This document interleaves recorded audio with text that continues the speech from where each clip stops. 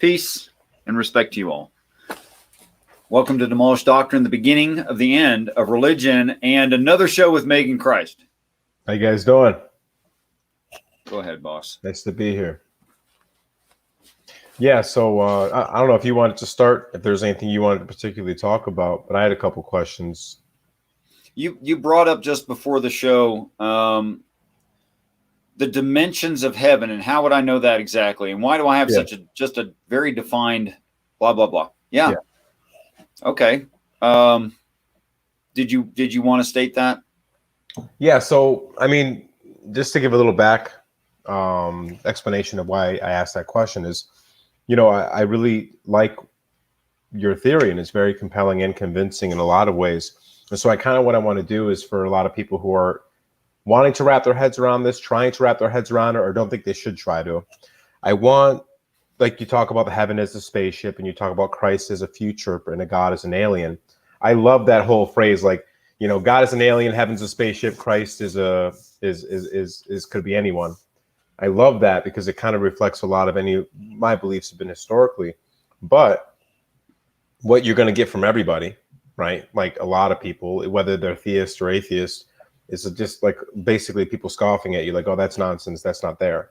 But the bigger issue is, and I was discussing this with a friend earlier, most people are misinterpreting the text. People that support the text are misinterpreting it. And the people that don't support the text are using the same interpretations as arguments against it. And so, as we've discussed for videos over and over again, you're turning definitions and explanations of scripture on its head. And yours makes more sense and is more valid because you're actually using the research on what those words actually meant. And so if you can show in scripture where it basically explains spaceship is, or heaven's a giant spaceship, and anybody trying to disagree with you will not be able to go as deep into the scripture and deep into the Hebrew language, for instance, as you've got a compelling argument against their interpretation over yours. And maybe we can really, like you said, demolish doctrine and get people realizing what these scriptures are really about. And so I want to ask these kind of specific questions, like what makes God an alien? What makes heaven a spaceship? What makes Christ an actual future story, but also a past story of the 23 that came before? Sure. I think those are really, because when people look at these videos, I want them to like really have a difficult time trying to just whisk it away, because it all makes sense. And so, yeah. Right. So the heaven is a spaceship. Yeah. Like, dimension wise, why, all, like you had said before, how could someone deny heaven if it's a physical object as opposed to some airy place we can't see? All the things in the Bible that you can recall off the top of your head, or maybe a little bit of research, that makes heaven a spaceship, why it's as big as it is, why you think it'll come at a certain time when cosmic events are occurring. Anything you'd like to touch on? And of course, I'll ask more follow-up questions. I think perhaps the most fundamental thing in the text, the very beginning of this line of logic, and I think it is logically sound, or I wouldn't believe it, starts in the book of Genesis, and in fact on the first couple pages of the Bible, where it is claimed that God owns certain things. Okay. And one of the things that's claimed that God is owning, and you can find this easily by looking up, and there was no man to till the earth. That's the end of that paragraph right there. But at the beginning of that same paragraph, it said, it's the whole context is things God owns. Okay. And then it says, and every plant before it was in the earth. Okay. Well, there's no spiritual potatoes. Yeah. Okay. There's no fourth dimensional corn or whatever. That makes no sense. And Christians say, well, God doesn't own plants off this earth. And I'll ask them if God owns solid things.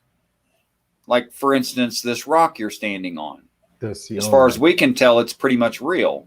And if your God claims that he owns this rock, then he does own solid things. You have an example of this rock. Yeah. Okay, so could he own solid things? Yes, obviously.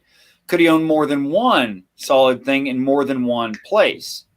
Well, they ought to answer yes to that, I think. And for the believer who thinks manipulation from God is a necessity of this creation, that it can't happen arbitrarily or through naturalistic processes just because it's too complex, it's too unusual, there's too much carbon here, some things just don't make sense.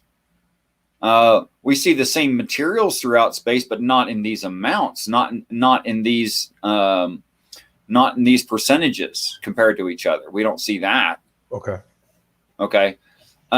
In consideration of the Goldilocks planets, that a person who thinks like that should say a Goldilocks planet also can't happen on purpose or by accident, where there's green plants and liquid water, and it's producing this kind of an atmosphere around the planet. That can't be an accident either, in which case you should be claiming that your God owns that planet.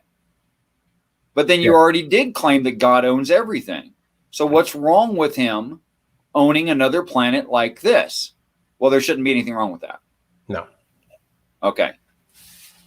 Going on from there, where do I get that heaven is solid? Well, there's apparently plants maintained off of this planet in some kind of, I don't know, a greenhouse of some kind that God owns. Okay, well, what else does he say about the physicality of some location off this planet? Well, he says that angels in the book of Revelation, there's an uncountable number of them, and then it's recalled how they became angels. Because they apparently at some point in time were not angels. So it says there's an uncountable number, and the angel asked John, who are these? This is Revelation 7:9-14. I'm bad with numbers, but that it's in that neighborhood. Okay. You can just look. You can look for a number that no man could count. It's the only time that phrase appears in the Bible. Okay. That no man can count. There you go. That's pretty simple to find. Yeah. Okay. Or no man could number. Yeah. In the King James, it's no man could number. But anyway, and then John says, well, I don't know who these are. You know better than I do. And the messenger replies, these are those who have, past tense, washed their clothes in the blood of the Lamb. That's except Christ. And have gone through the great tribulation, past tense. That's end times. This is in the Bible. They've gone through end times, they accepted Christ, and they've been living with God since then. Wow. So there's an explanation in the Bible where angels come from. Now let's do the logic on it. Has end times happened here? No. Has end times happened? According to the Bible, yes. Like it did, yeah. Mm-hmm. Okay, if it didn't happen here, but it did happen. Yeah. The only plausible solution to that is some other physical location. Yes. Possibly. Okay. Kind of like this location. Yeah. Okay. So it says that they were those who went through end times, washed their clothes in the blood of the Lamb, and reside with God, which hasn't happened here. Tell me, what kind of an animal goes through end times, washes their clothes in the blood of the Lamb, and then lives with God?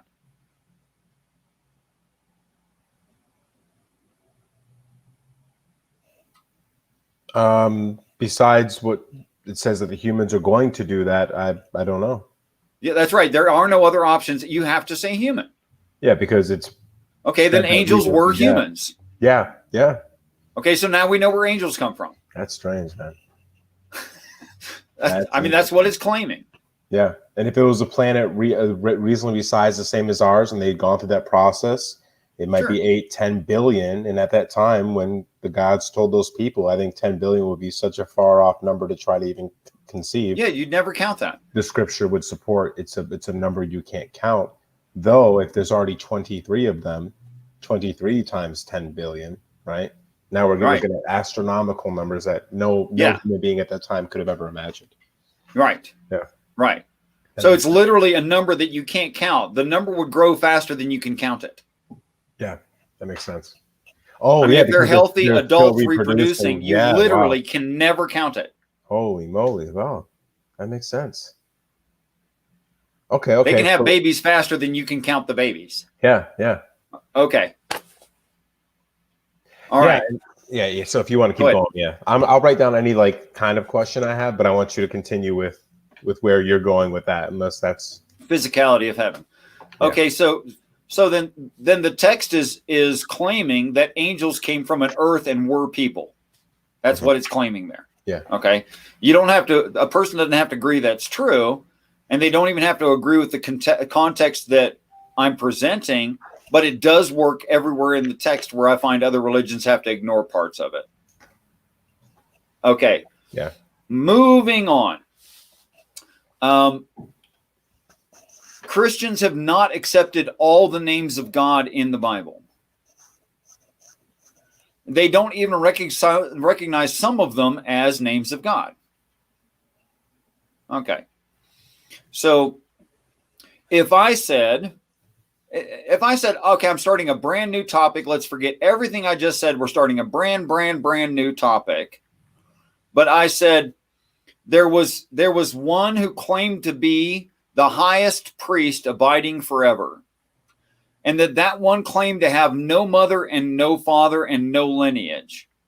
And then that one claimed to be the king of peace and the king of righteousness.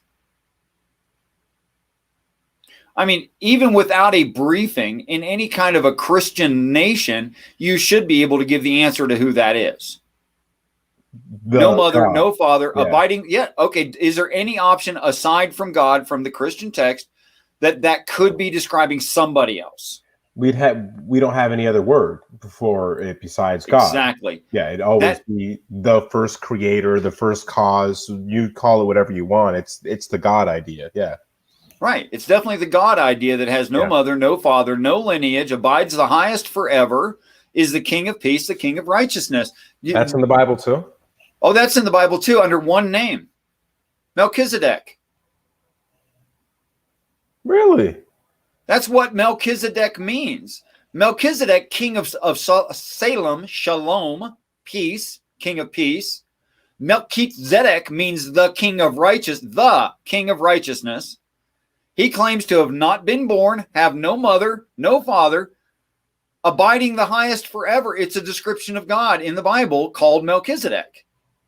But Christians don't recognize that Melchizedek means God, but it has to by definition. You have no choice. Wow, man.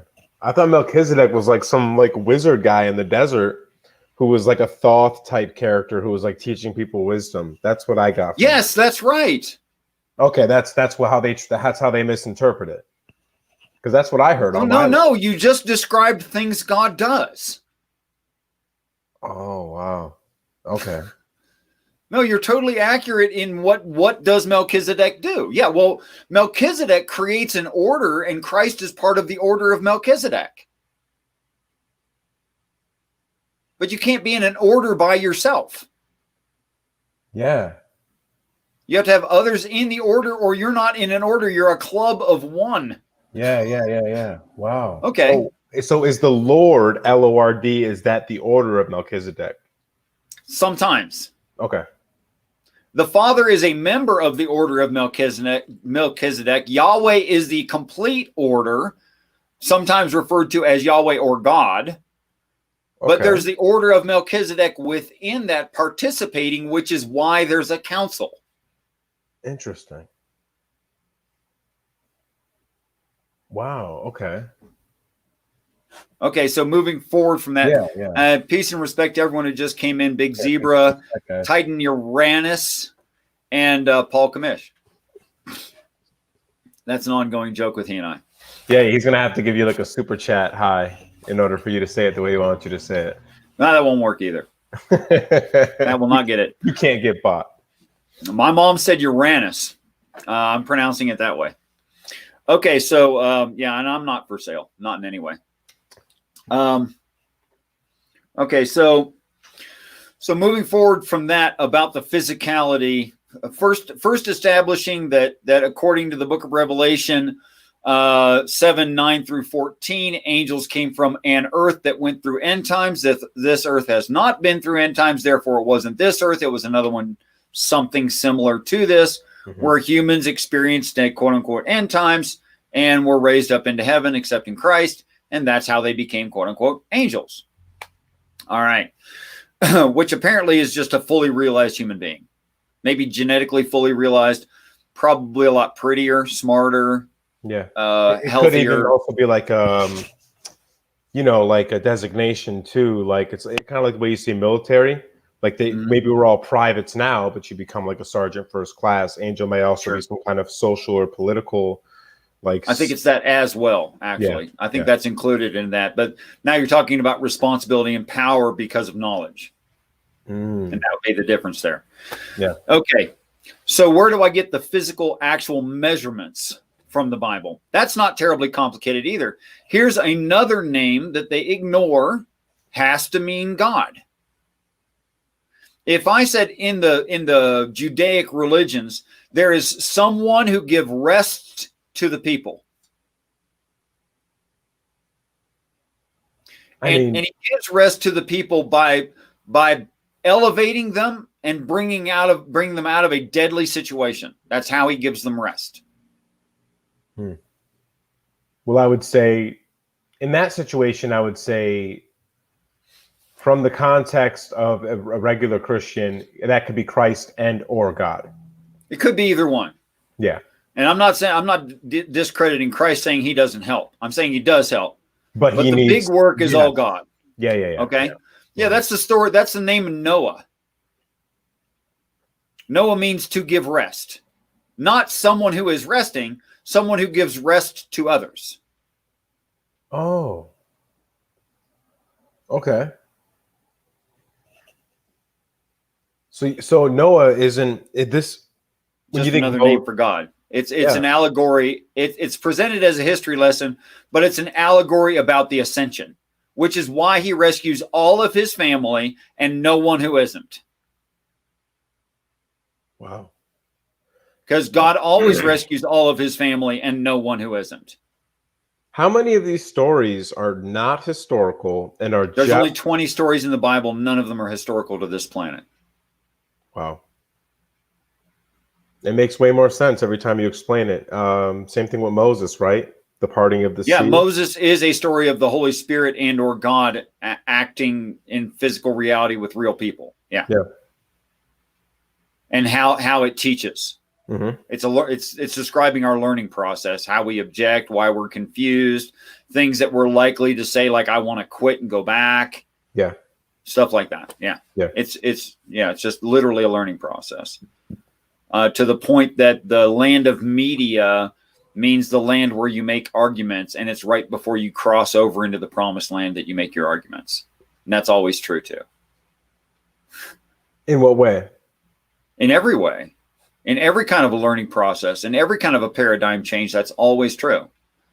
Like, let's say, for instance, you got a woman pregnant. She comes to you and says, I'm pregnant. You just learned something. Now, once you accept the initial, you're going to be at first confused, like you don't know what the freaking word pregnant means. You know what that means, but you're going to be confused anyway. Yeah. And you're going to have stupid thoughts like, you weren't pregnant yesterday. Well, of course it was. It's a thing. It's a change. There was a week, 2 weeks ago, you weren't pregnant. Now you are. It's really like that. Now accept it. And that's the part where you're confused and you're agonizing and you're in discord with the situation. That's literally the names of the deserts in the story. Discord and agonize. Wow. Yeah, I'm serious. So deserts then you'll states of mind. Then you'll make being. What's that? Deserts are like states of mind and being. Right. Okay. Interesting. Okay. So then the person, when she says you're pregnant, she's pregnant, we're pregnant, maybe she'll say it that way, and you come to accept it, then you're going to make your final argument. Are you sure it's me? Yeah. And once she's like, or maybe that was never a question for you personally, whatever. But then you're going to go right into acceptance. There's a real situation. Yeah, and then you're going to accept the original claim or get married? Are we going to have? There's all those questions. Yeah, that makes sense. Sure. Okay, I see what you're saying. But you could use that to describe college. Mm-hmm. You could use that. What's that? It's like negotiating with your own mind, and then also negotiating with the other person, or the person bringing you into this promised land, as you're saying. Okay, yeah, I get it. Which is why they go and argue with the Meagionites, because media means literally to argue, which is where we get the word media, meaning to present argument. Okay, that's what like media in the U.S. That's what that means. Yeah, they're presenting arguments. They're trying to convince you of something. It all comes together, man. It all connects. It literally, I mean, that's literally the root of those words. Yeah. Okay, so as Moses takes them through the promised land, so is the same situation in the story of Noah's Ark, where the one who gives rest is bringing the people through a set of situations so that they can have new realizations. Which means that's only one story. Yeah. Okay. Yeah. Okay, so understanding that Noah is the one who gives rest, that means salvation, God, Jesus helps, as you pointed out, that's true. Okay. And going to a description of heaven itself. Okay. If we go to the book of Revelation, where heaven or where the city is measured. Okay. If I said I measured, what's that? It's called a city. It's called the city. The city. Okay. Not just any old city, the city. Okay. And the angel gave me a rod with which to measure the city. Okay. That's pretty close to a quote. If it's not a quote, it might be a quote from the King James. Yeah. And he says he measures it. He says he starts at one point and he measures out, and it's a given measurement, which is actually turns out to be arbitrary. The measurement's arbitrary. It's 144 cubits. Okay. And then he says he measures in a different direction. He gets the same measurement. Then he measures a different direction. He gets the same measurement. Then he measures a different direction. He gets the same measurement. There's only one shape where that's possible. If you had a starting point you measure from, and you measure out, and you get the same measurement in several directions, what shape is that? Only one is a sphere. You can't. That's right. Only a sphere. Everything else doesn't qualify. You can't do it. Right. Everything else has flats and points, which are a greater distance from the beginning point. Yeah. So it has to be a sphere.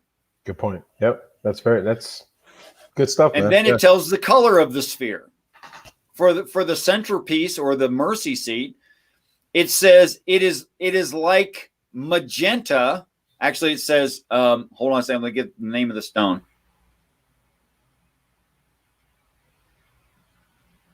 Jasper. Sorry, I had to pray there real quick. It says like a jasper over top of a sardine stone.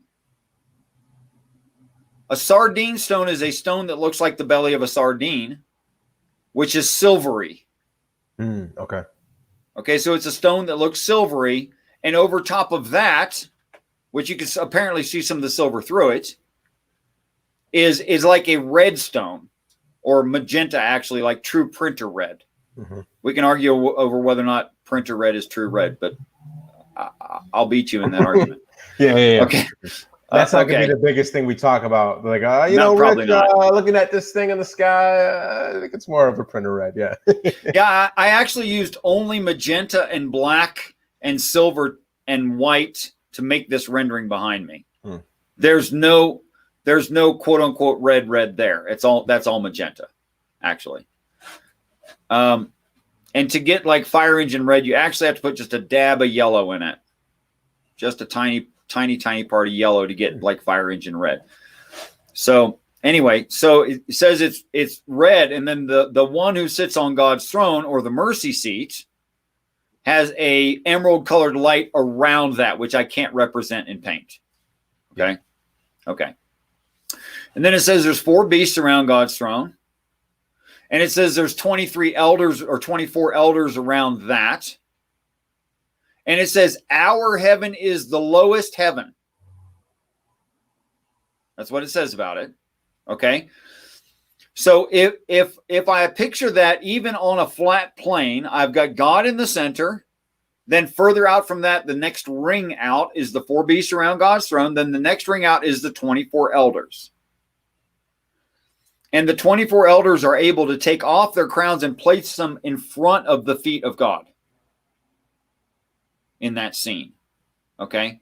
So they're apparently the furthest out and the lowest. So if you made it into a solid object, it would actually be like a cone shape. Okay. Okay? You made it into a singular solid object, that whole formation. Okay, so how do I know what the size of our heaven is? It tells me in a direct number. It says 12,000 furlongs. It just spits it. What's a furlong? Well, it's an ancient measurement. A furlong is equal to about 0.8 miles. Wow. Okay. So we're talking 10,000 miles. Well, for some of them, yeah, the mercy seat. Once you figure out the math, did I say it backwards? I said 0.8 miles. I should have said 0.8 fat. I'm bad at expressing math. No okay, worries. So I looked it up on Google, which was not difficult to do. What a fathom, what a fathom is, or what a furlong is. Yeah, thank you. Furlong, not fathom. But it's one of those classic measurements like furlong or like fathom. And I did the calculation at the time. It turns out to be 1,500 miles is 12,000 furlongs. So I said the math backwards, and I apologize. It was it was a number 8 in it, though I don't know where to put the decimal because I'm not good at math. But anyway. Okay, so it turns out to be 1,500 miles across, spherical shape, magenta colored with silver striping. That's essentially it. No other decorations mentioned on the lowest part, the furthest parts out, the furthest part down from the mercy seat. Okay. And there's another reason that I know that the furthest thing out and the furthest thing down is our heavens, and then the beasts, and then the mercy seat, because they gave you a side view. You can see a side view. It's described as the Ark of the Covenant, is a side view of the same thing. Whereas in chapter 4 of Revelation, you get a top view. In the Old Testament, you get a side view of the same thing. How was this missed? Dude, I can't figure out how they missed any of this stuff. It's mind-blowing to think that this is the first time I've ever heard this, and you're telling me plain and simple it's right there. They're using actual ancient measurements that people use. Sure. They're actually showing you a physical measurement for what heaven is. They're talking about it being a physical object. They're talking about plants being stored there. They're talking about angels being once human beings. How is all of this missed? I've never heard I don't know. This. That's insane. Like I literally read it for the first time in my life as an anti-theist, went and asked preachers about it and said, wow, you're not reading it the same way?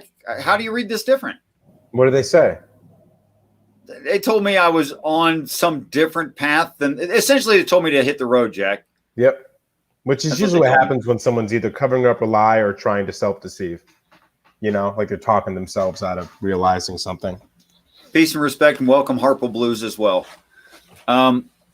Okay, so 12,000 furlongs is 1,500 miles. Okay, so you've got a 1,500 mile across red sphere, and you've got at the lowest level 24 of them. Okay. And they're all the same size, the 24? Well, they all hold the same position. It doesn't mention measurements for each one of them. Okay. But it is an assumption on my part that anyone in that position would have the same thing. Wow. So everyone from all these planets at this point, when it happens for us, they will all come, not just the heaven for us, all the heavens. Well, that's why the Christian text has our heaven descending down from God's heaven. That's why it says it that way.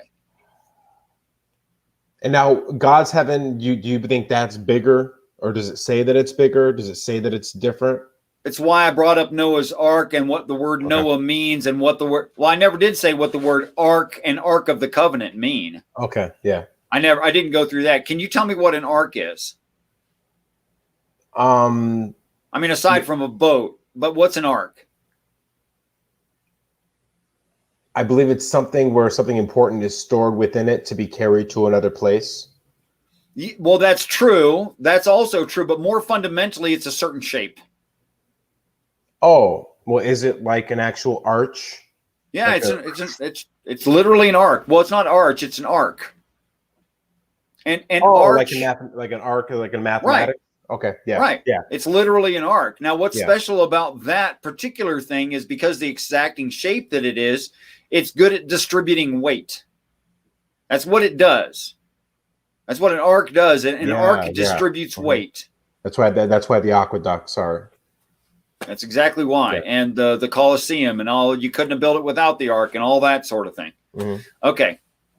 And what's the covenant? What's the word covenant mean? Like the agreement between peoples, right? Basically. Sure. Like a covenant is like a way of being that is agreed upon within a group. Absolutely. Okay, so what is the covenant between God and man, according to the Bible? What is that covenant?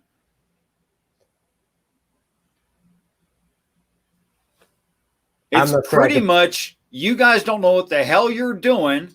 I'm sending my child to go explain this, and then I'm pulling your butt off the planet.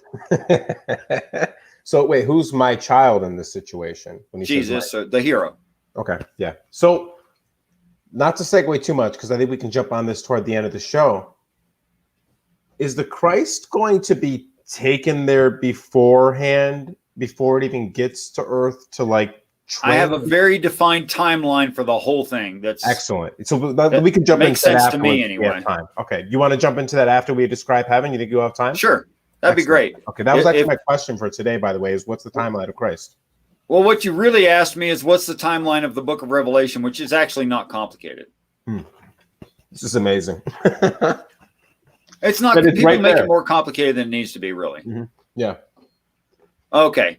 All right. So literally the Ark of the Covenant is the arc-shaped distribution device that completes the contract. You should already know what I'm going to say is the certain rounded shape thing that completes the contract between God and man. You already know what I'm going to say. At least I think you should know. Oh, so that is the actual it's heaven. Okay. Yeah. Yeah, it's the actual heaven. Okay. Wow. Okay. Because no matter where you look at a sphere, it's arch-shaped. It just is. And that's why the ark in the Bible is referenced as a boat, because a boat and carrying all these things. So the Ark of the Covenant and Noah's Ark, same thing. Well, the Ark of the Covenant and Noah's Ark in heaven is just three descriptions of the same thing. So that's all one story. That's nuts, man. That no one. I've never heard that before. Okay, so here's the funny thing about a cubit. We can't actually figure out what a cubit is according to the Jews. We can only find the Egyptian cubit and a more ancient cubit, which is different from the Egyptian cubit. But if we assume it's a history lesson, and it's not, and that the Jews were slaves, and they weren't, then you can adopt the Egyptian cubit, which makes no sense. But maybe it gives you a ballpark. It might give you a ballpark, but usually not. Actually, in context, the way that I read it, it's actually an arbitrary measurement, meaning put measurement here, and that's all it means. Yeah. Okay. But things like the furlongs is an actual measurement that we can find. They actually used in a rod. Spare the rod, spoil the child is an actual measurement.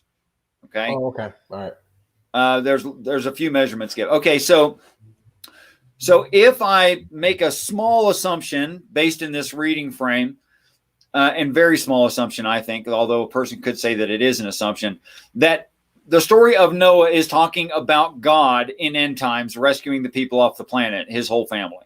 Okay. Yeah. And that the flood is the people. Okay.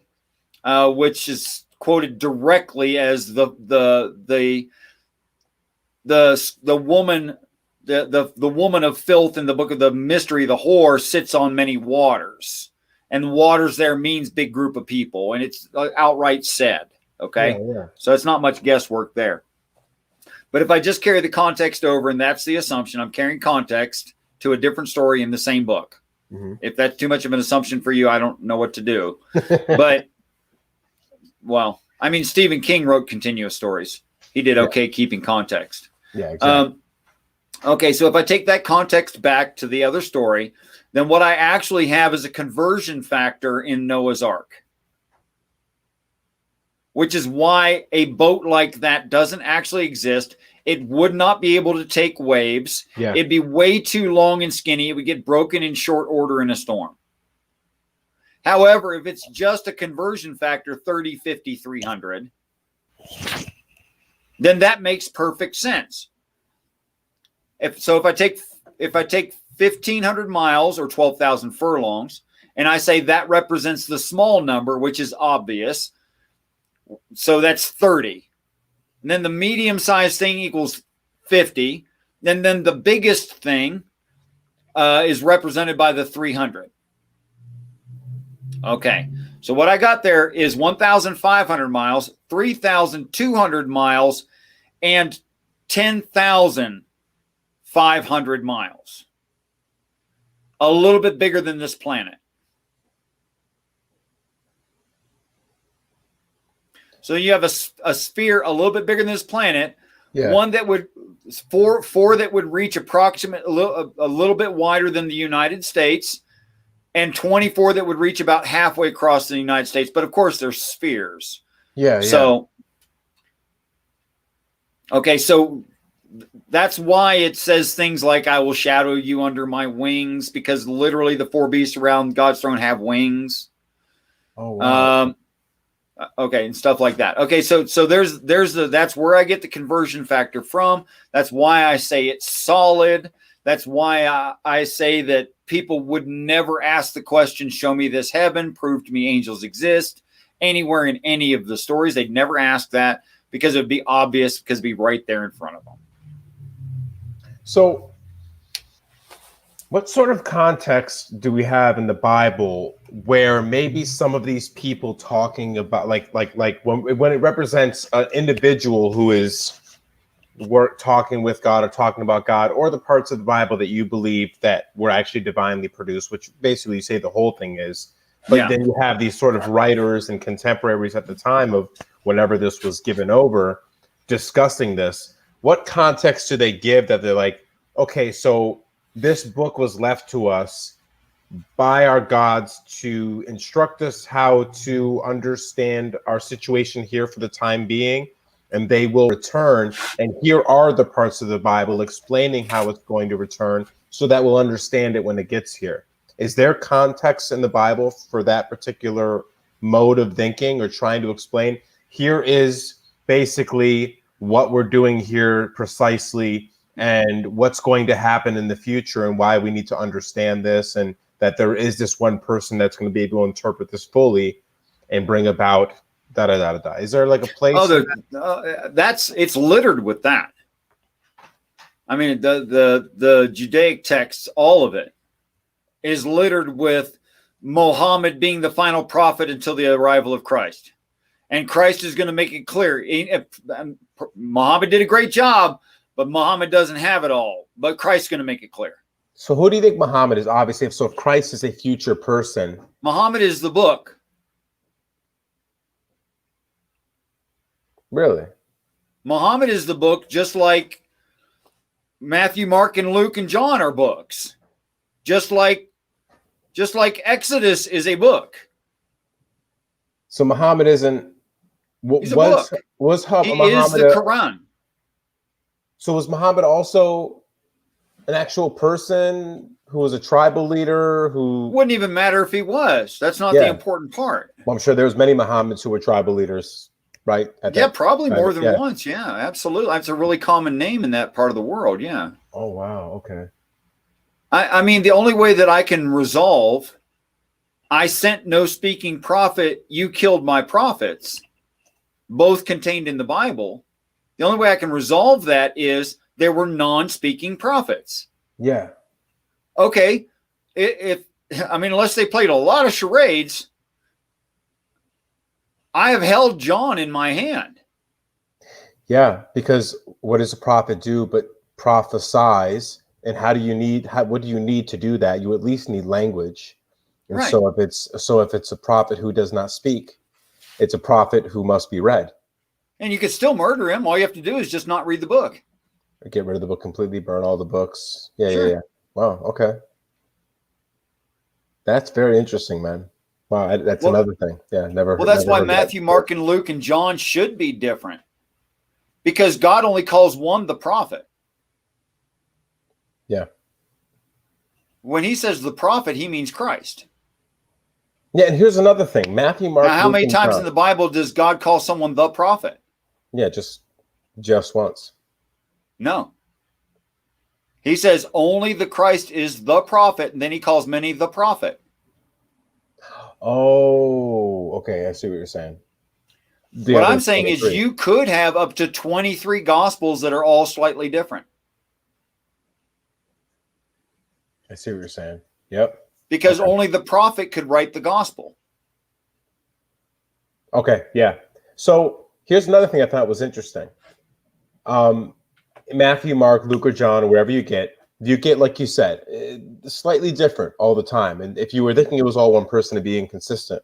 But the things that Christ says in these books, well, to me, pretty common sense. They're just these common sense, a lot of it, but they're not really common sense, right? Once you open your mind up and you like let go of all the BS, and you're not like into consumerism too much, and you're not inundated or brainwashed by a religion, these things become kind of simplicities of the human animal. Sure. We know that doing these things Christ said. And so is it that once you really look to God and you really open yourself up, and let's say it's a Christ, those truths are embedded deeply in us, or embedded deeply in the Lord, which communicates to us. And so the reason you see very similar experiences, but not the same, is because some of these things, these actual specific sentences, like treat thy neighbor as you revere thy neighbor the way you revere God, right, is just something that comes out of the human animal, because the human animal, this is deeply embedded and written into what they are, or that they're having a deep communion with God. Almost the identical phrase is going to come out of them as a result. Like the Buddha, for instance, says a lot of the same things that Christ happened. I actually like the way Buddha said it better, but anyway. Yeah, yeah.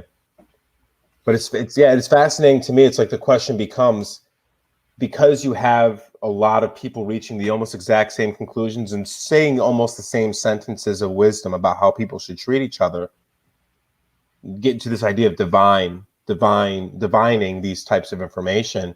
To me, when I say things or think things and see Christ saying the same thing, I just think, oh, it's common sense, right? Treat thy neighbor as if they are like God, because they are created by God. If everyone treated each other with divinity, it would be quite a nice world to live in. If we all treated even if there were no God at all, which is ridiculous, God being a set of ideals that we subscribe to and think are important.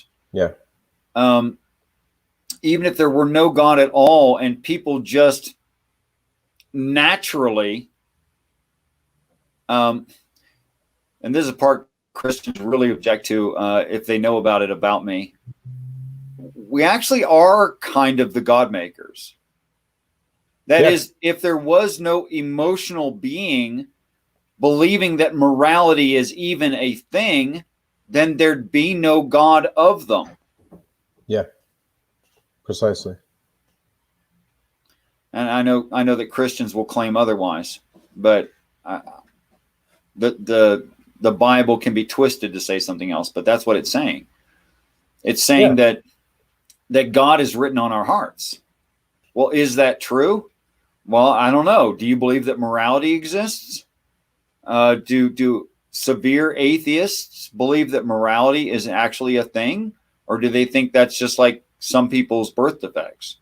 Do they think that there could be some set of ideals that would be perfect for a human animal? Yeah, well, we're trying to make those things law. We're trying to figure out what they are. Yeah. We're definitely striving toward that. It's definitely important to us in the heart that we try to accomplish what is perfect standard morality on a societal, even a global basis. We definitely are trying to do that. Okay, so we do believe that morals exist, and we do believe that there is some standard of moral that we will eventually get to. That is, we're the God maker.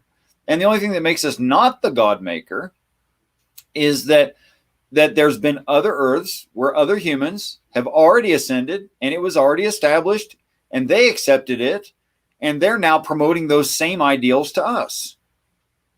Yeah. Or we'd be making God ex nihilo from scratch ourselves. We'd be doing it.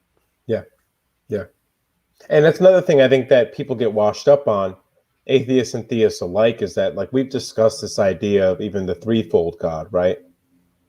God as all things that are a word, like ever word, like everything, like just the planets, like all the vibrations, everything, blah, blah, you know, this, that, and the third.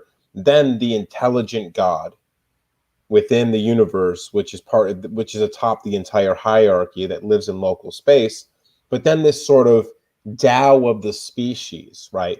The God of human beings, which is more of a psychological, but yet possibly epigenetic or metaphysical quality that interconnects the species. We talked about the 4-minute mile, the 100th monkey experiment, is that there is something unseen which binds all of the species together.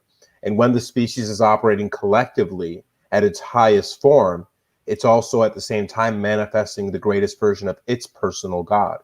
And so, like, I don't think a lot of theists or atheists really do a good job articulating the possibility that God is at firstly conceptual, a piece of language created by people, and then we attribute what those qualities mean in the context of the experience we're having, right? Like you talk about Melchizedek.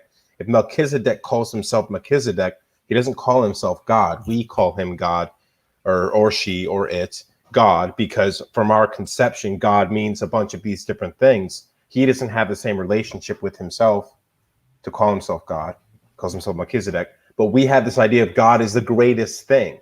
So, but we can have a God of the alien hierarchy, then we can have a God which is the Tao of the species, and how, you know what I mean? Like, and that's what I think they always miss. Yeah, I think that's greatly overlooked. Quick address to Paul Kamish. Thank you so much for your thought out statement there. Paul, I would ask you if you would please write down what you just wrote and don't sign it. And don't list yourself as the author of that statement. And then bring it to someone who is not having this conversation with you right now. And show them this statement. Just anyone who's an adult, just ask them to read that, and don't brief them, don't bias them, don't accuse them. Just ask them to tell you what they think of that statement. Because you just said the same thing twice. Morality does exist in exactly the definition you just gave, which is what I said in the first place. Yeah, it's like, but don't take my word for it. Go do a blind survey with another adult besides me. Don't believe me about it. And I don't know if Paul's saying that morality doesn't exist in some like metaphysical subspace where it's like this universal code, because the fact that he said, like you said, morality is just a rational understanding. That's a definition of morality. If you're defining something, it exists. That doesn't mean it has to exist physically concrete in the universe. It's a conception or idea. Morality, of course, it exists. The question is, what is morality and what qualities does it have, right? It's not immoral if a meteor crashes into the planet and kills 1 billion people, though it is immoral if one person kills one other person. But it's immoral not because we're thinking there's some cosmic glue. It says, oh, that person killed someone, they're going to be punished in the afterlife. More, it's a moral contract. It's a moral agreement between people. We've all decided it's not okay to kill people, and therefore we've created morality, right? So the question just becomes what nature or quality morality has, not whether or not it exists or not. Right. I think there eventually will be an objective measurement, even if we just kept going like we are right now for, say, another 200 years or something, we'd find if we knew enough of medically and psychologically, emotionally about what the human animal is, we could come up with objective morality for ourselves. We could totally do that on our own. Absolutely. We just don't know enough about what we are to do that right now. That's all. Exactly. And that doesn't take away from the idea that morality has relativeness too, because the morality of a lion species is different than our morality. And although there's a relativity of morality, it doesn't make it impossible to have, like you're saying, Richard, an objective morality for the human species, because because what is morality but the best way to live? And what is the best way to live but that which is psychologically, physiologically, the best suited environment or situation for a human being to thrive, right? So I think for the last 10 minutes, we're just going to address the side chat. Okay, so Iron Charioteer wrote, "What are prophets?" Well, prophets, a term we all know what it means. So I'm assuming you mean, what's a prophet according to the Bible? According to the Bible, a prophet is someone who is completely correct about all of end times, God's intent, the intent of angels, things like that. Okay? Now, that same prophet could be wrong about everything else in their life. They could be married to a woman who is a whore, and the guy won't believe it. Okay? And that won't matter. It doesn't change him being a prophet. He could believe that 2 + 2 is 5. He could be absolutely retarded. It doesn't matter. Okay? He could call his foot his hand. He could be that wrong about everything else. Okay? But when it comes to the prophecy, a prophet has to be able to actually perfectly speak what the prophecy is. That's what makes somebody a prophet according to the Bible. Did you have anything to add to that? So this person, this prophet, what makes them, you think then, if they could be wrong about everything else, what makes them the most fit to be the prophet? Like, why do they rise above and become the cream? I know that's going to be a lot of speculation, but maybe is there verses that support? Is this person the person that worked hard for the wisdom? As far as I can tell from the text, he's predestined from the beginning of the earth. Like, God designed him to do that one thing really good, and that's it. Like, he probably suck at everything else. Wow. So do you think it was designed, like literally it was embedded in the DNA from the beginning, that it would eventually rise out of the human species at a particular time because of their wisdom on science? Okay, so this is going to be my speculation. This is not biblical. I could say that some of it is logical necessity from what I've read of the text, but some of this is just me going way beyond what the text says, and I just want to say that up front. Okay. Neo is true. Neo awakening is a predestined thing. If the earth went on long enough, it would produce another one and another one and another one and another one. Okay? That makes sense. Yeah. And I think that's why Neo is the hero in the story of the Matrix, and why he's an eventuality that's going to happen, and why just that particular odd combination of genetics is we're going to result in somebody who can think outside of the box in that one certain way. Okay. And this is more postulation that the reason there are tribes around this planet, different ethnic groups, we say, the reason there's different ethnic groups is because if you wanted a countdown timer to a certain genetic set, you'd have to start out by making different genetic sets that were eventually going to result in that set. Okay. They couldn't start out all mixed up, because then you got a countdown timer of one generation. Yeah. So what I think was done was genetics were separated from the beginning. I imagine that all angels have a nice tan color. because everything's interwoven, and they're extremely an average of everything. Yeah. But if you took that average and you separated it up into certain special groups, and you separated them by geography, then you'd have a countdown timer to a genetic code. And if they were, like you said, even 1,000 years advanced than us, which it seems like they're much more than that, they would have the science and understanding to be able to plot migration patterns, how long it would take, when culture would arise, when politics would arise. I don't think any of that would be all that difficult, 1,000 years from us. For us to do it wouldn't be difficult. Exactly. Well, we're already figuring out like things with AI being able to track people's movements, and you can almost predict when someone's going to go to McDonald's at this point with the information they have on us. Yeah, the human terrain map. If you're interested in what Mark just said, look up the human terrain map. Yeah, I mean, the information they have it's kind of like scary at the same time, but it is also fascinating. But yeah, I mean, Google probably knows like when you're going to go for fast food or talk to a certain friend because you saw an ad that reminded them of them. They have a lot of information. So how much time do you have to dive into the timeline of Christ and some of the characteristics and all that? I'm not even sure I was done with that part. Okay, go ahead. Sorry. Okay, so then the reason you would want a delay in generations and separation of people groups that would eventually culminate in a certain DNA code is so that same Earth has time to develop in technology.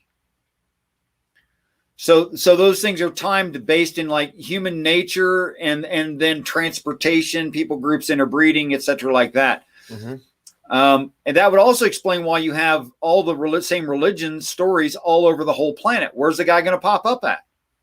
You don't know. That would be I think that would be almost incalculable. Where's that code going to pop up at? Well, you better have a book ready for the guy when he pops up. So put a book everywhere. Put the story everywhere. That's easy. That covers that problem. Because humans do things that are erratic. You can't tell what they're going to do, but you can definitely run a human average and say this will happen by this amount of time. You can say something like that. Okay. But you can never say what you can say what a group's going to do.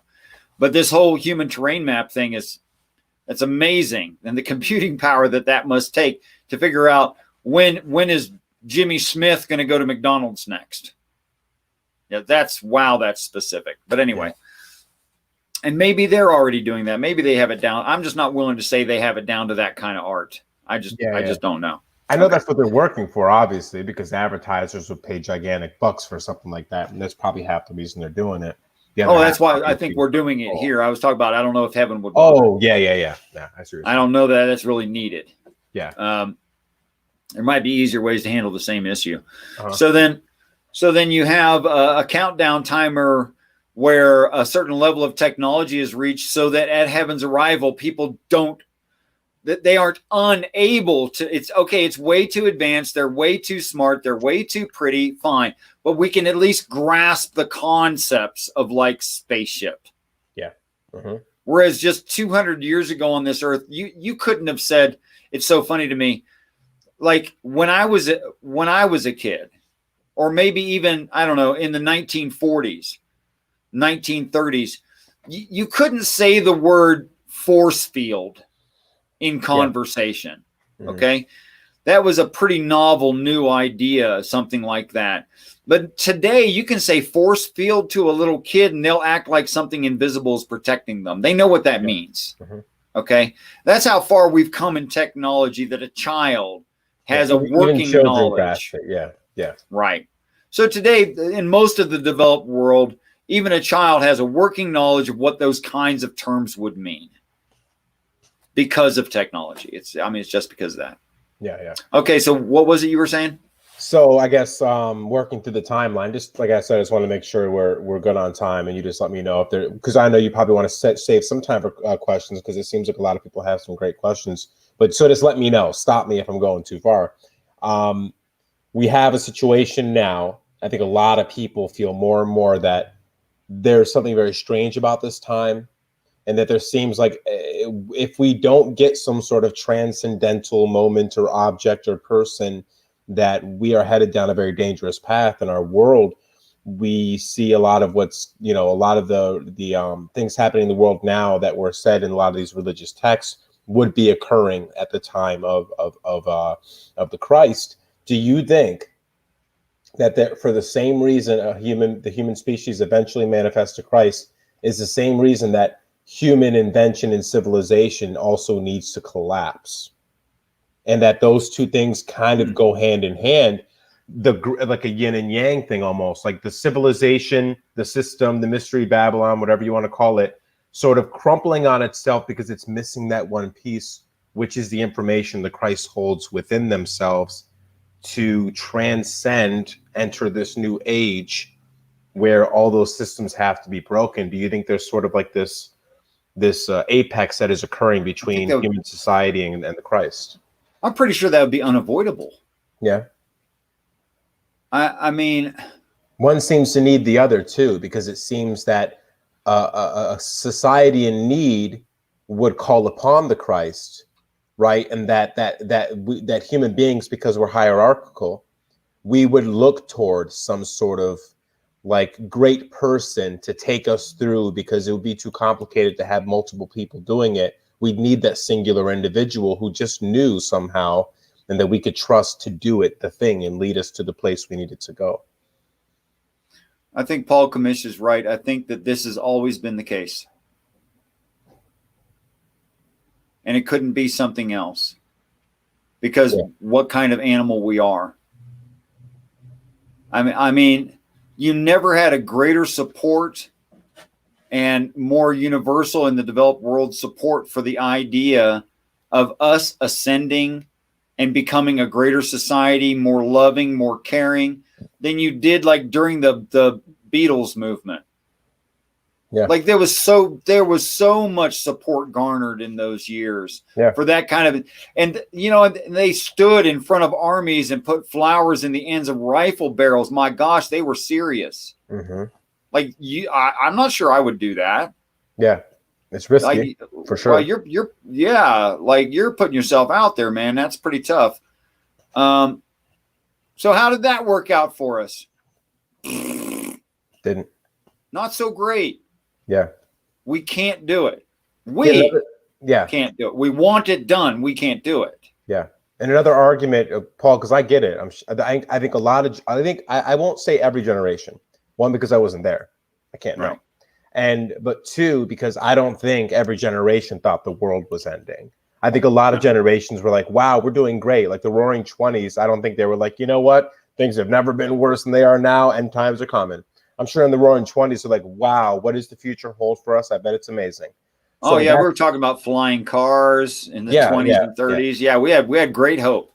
Yeah, and same thing with the Age of Enlightenment. I mean, there was dark times in between, but a lot of those people were looking forward to the future. You think about 2020, and we talk about the Great Reset. We talk about these global lockdowns. We talk about the rising suicide. No one can make any sense of politics or reason or society. We've all been divided upon so many lines of identity. This is, although we live in the safest physical time in human history, we're melting down psychologically, and no one seems to have the answers to anything. I'm not saying it's the worst it can get, but it is quite complicated, and it doesn't seem like we can dig ourselves out of this psychologically, at least. And so my question, I don't think it's going to happen tomorrow or this 10 years. It does seem that we're headed to some kind of crescendo where we either have to have some sort of major global nervous breakdown and let go of a bunch of stuff that's been screwing us up, right? Like greed and corruption and dishonesty and the people that are starving in one part of the world while other people are completely overweight and throwing food out in the garbage can. Obviously, these things are completely nonsensical, yet we're living with them every single day of the week.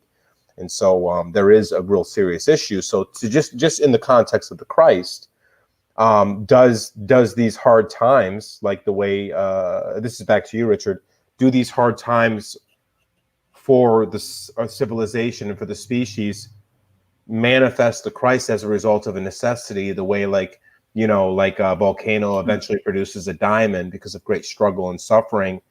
Either the species would go extinct or it manifests something, it evolves something out of it, which is the Ubermensch, right? The superhuman. I think the Ubermensch is not self-realized. because it's not enough. It's not enough to want peace and harmony and love. That's not enough. Yeah. It's not enough to be super healthy. It's not enough. It's not enough to be really, really, really smart if that's what's required. You know? It's only enough just if everyone not enough. does it all at the same time. What's that? It's only enough if everyone did it at the same time and everyone agreed then it would be enough. Yeah. That would be it. Oh, you're right. No, it's not enough for one person to. I think there has to be that big block obelisk stone in 2000 and the Space Odyssey 2001 for the monkeys to get started. There has to be something that like pushes them over the edge. Yeah. That the hero of the story could never become the hero without the hero's trainer, which is his mentor, his father, depending on which story you read. Yeah.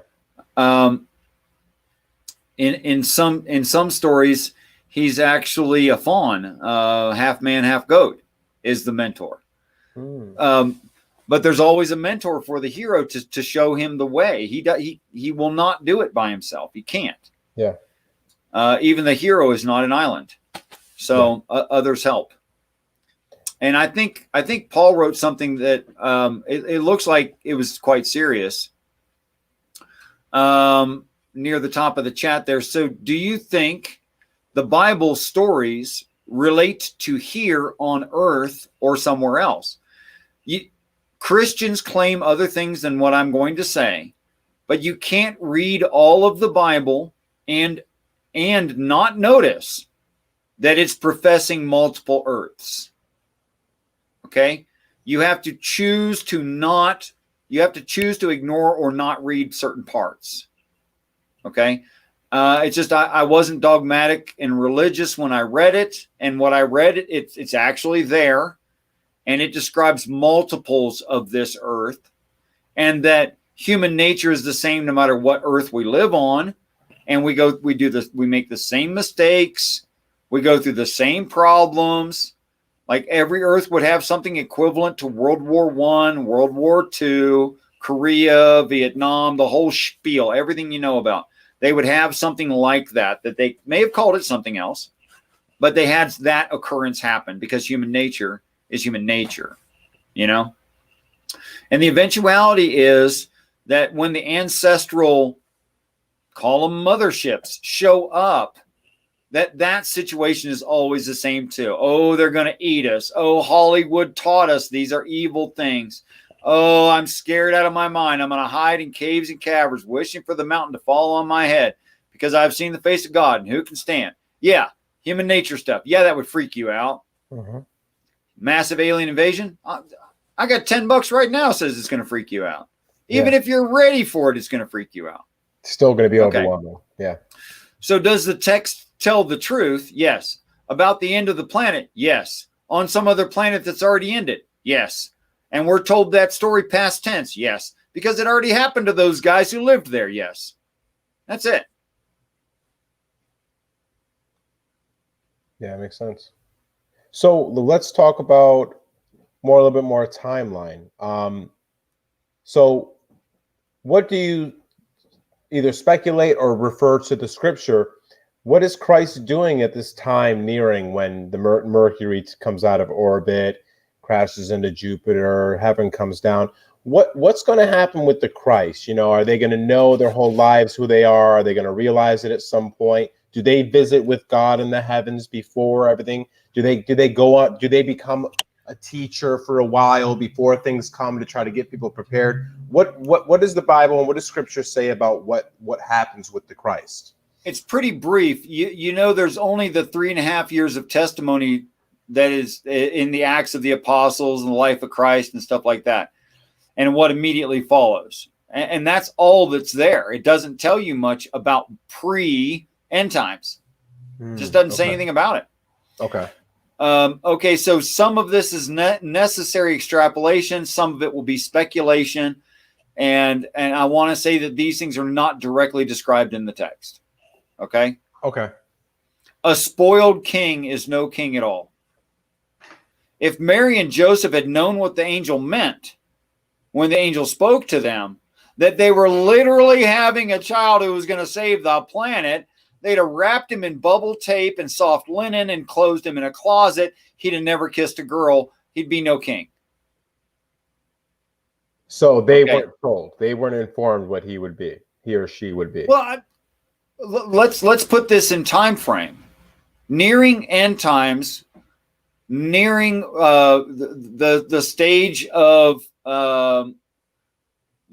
of technology that we're at. Sorry, I had to ask God that word. I know I just said it 5 minutes ago, but I couldn't remember. Anyway, the stage of technology we're at. Let's take average woman today. All right. And she's somewhat religious, but nobody's really religious today. No, I mean, come on, not really. Yeah. Except for some cults and some freaks. And tell me I'm wrong.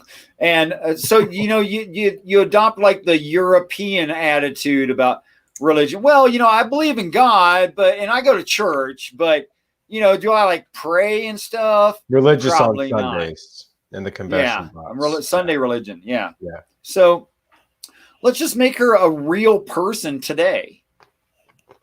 Okay, so she gets this vision from an angel and says, "You will be the one." Ooh, and she goes, "Yeah, that was probably something I ate." Yeah. Because we're not talking about 3,500 years ago to 1,500 years ago in the ancient Near East. That's not what the story's about. Yeah. We're talking about some real person having a real child, real close to end times. That's what's being described. Yeah. Okay, so she's probably pretty realistic. She's probably pretty technologically advanced. She's probably quote unquote, normal-ish, something like that.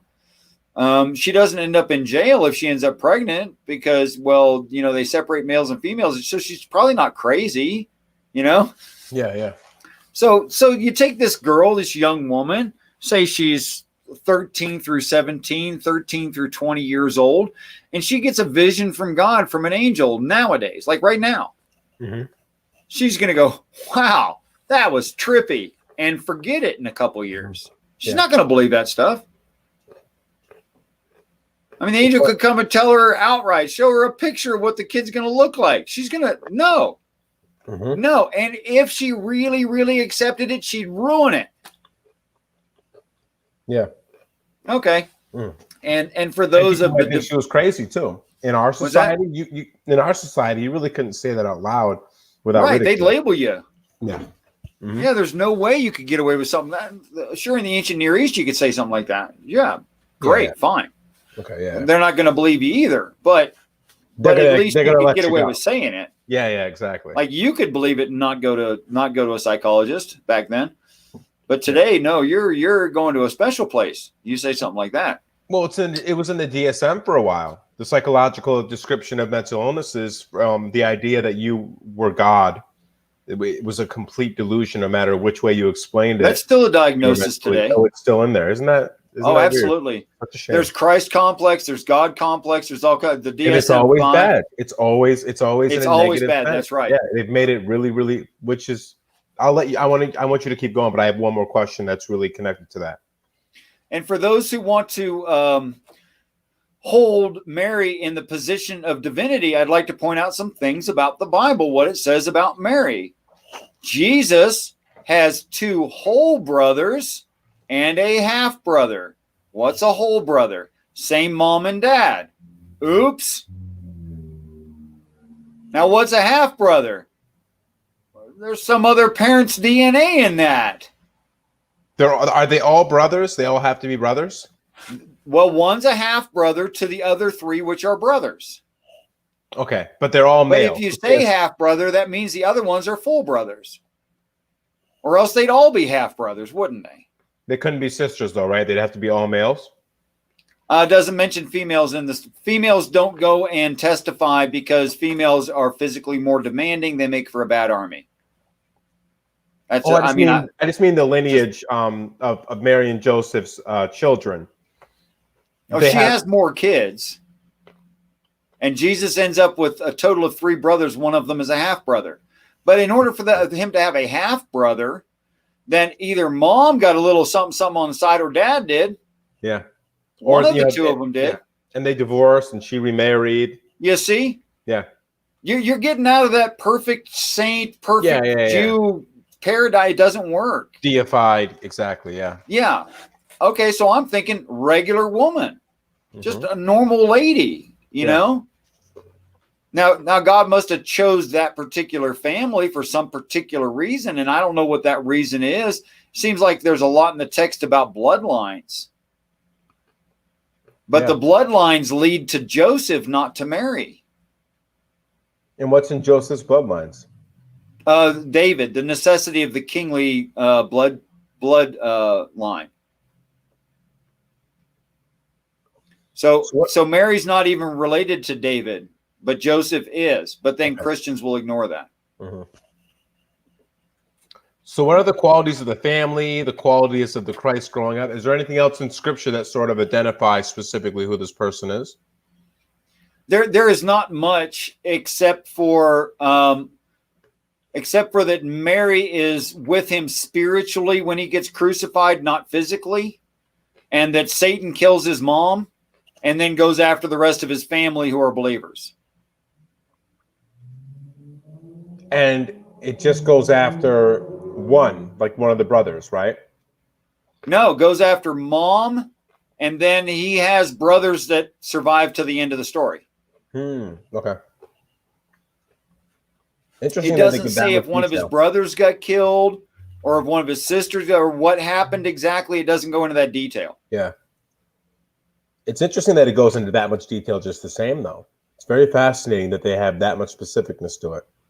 Oh, in the story of Jonah is the birthing of the hero, and there's trouble during the birthing process. What happens there? Well, it doesn't say specifically, but the regular attending nurses and attendants for a birth were all around when Jonah was born, but there was something wrong, and they said it's Jonah's fault. He's asleep in the bottom of the vessel, and they cast lots, and the lots fell on Jonah. And they have to go and get the captain of the watch, which, on a dinghy, you wouldn't have somebody asleep in the bottom of a dinghy during a storm. Sorry, that doesn't work. On a dinghy, on a big ship, you wouldn't have problems with that, but then you couldn't just go get the captain in 1 second. Yeah. Okay, so apparently it's either a small ship or it's a sectionalized ship. And then it says he's cast out into the waters, and that solves the problem. Waters meaning large group of people. In other words, he's born. Wow. Okay. So there's some kind of problem during Christ's birth. I don't know what the problem is. It doesn't go into that much detail, or do you think maybe there's parts of the translation that if you were to find more translations and more connections, it might reveal more? Or do you think this, what you found is what the story reveals? I've only had since 2012. I mean, I just haven't had time to look into like what's written everywhere. I don't know. Yeah. I see what you're saying. Yeah. So here's another thing that's always kind of interesting to me: the Roman character in there, the idea of the Roman Empire needing to crucify them, the census, all this other stuff. Can you kind of try to make some sense of that stuff? Can you tell me what happened to the Roman Empire? It fell.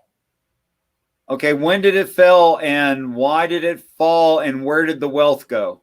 Okay, so all right, yeah. So it fell early BC 300, or was it? I'm sorry, AD, late BC, or it was AD 300, I think, roughly, something like that. Yeah, and kind of the same reason a couple of our empires are falling right now: corruption, overextension of the military, barbarian tribes moving all around.